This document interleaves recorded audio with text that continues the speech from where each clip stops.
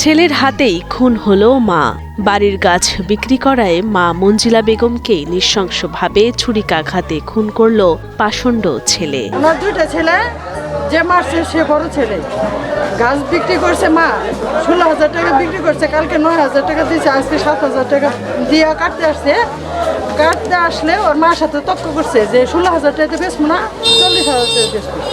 তো উনি বলছে, ওর মা বলছে যে না, আমি বেশি ফেলাইছি, কালকে বাইনাও নিছি, তুই অর্ধেকটা নে, আর অর্ধেকটা দিয়ে আমি চোখ ছানি করছি, অপারেশন করছি।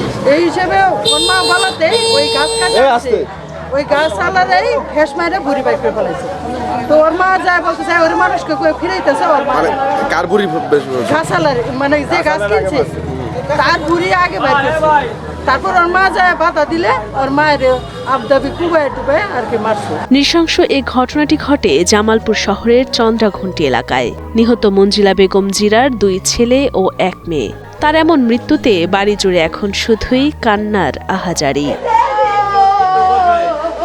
স্বজন স্থানীয়দের কাছ থেকে জানা যায়, 13 এপ্রিল সোমবার মঞ্জিলা বেগম জিরা তার বাড়ির 3টি গাছ 16,000 টাকায় বিক্রি করেন গাছ ব্যবসায়ী ফরিদ মণ্ডলের কাছে।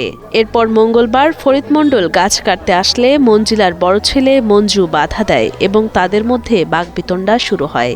এক পর্যায়ে গাছ ব্যবসায়ীকে ছুরিকাঘাত করে গুরুতর আহত করে মঞ্জু।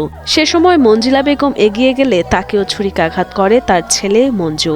ঘটনাস্থলেই প্রাণ হারান মঞ্জিলা বেগম এবং গুরুতর আহত ফরিদ মণ্ডলকে জামালপুর জেনারেল হাসপাতালে ভর্তি করেন স্থানীয়রা। আমার শালা, আমার শাশুড়ি, আমার শালার বউ, ওনারা সবাই আমার বাসায় গেছে বেড়াইতে।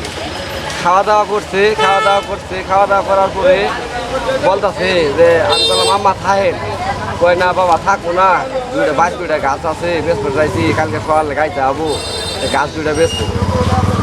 গাছ বেচবো ভালো কথা, অটো চলা, আমি অটো চলাই।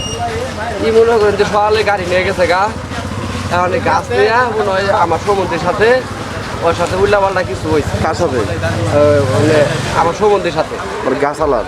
জি, মানে গাছ আমার শাশুড়ি, আর যিনি মারছে উনি আমার সম্বন্ধী। পাগলা সব কিছু বেচা কিনি করে খায়, গাছ বেচতে এই গাছ বেচলো কামলাইছে, কামলা কুবাইছে, ফির আবার যায় একলা পাইছে, একলা পাই কুবাইছে। সন্তানরা গাছ কাটা নিয়ে মারতে পারে, সন্তানের বাঁচানোর কোনো দরকার নেই। ঘাতক মঞ্জু মাদকাসক্ত বলে জানা গেছে। এই ঘটনায় ঘাতক ছেলে পলাতক রয়েছে বলে জানান জামালপুর সদর থানার ওসি তদন্ত আনিসুর আশিকিন।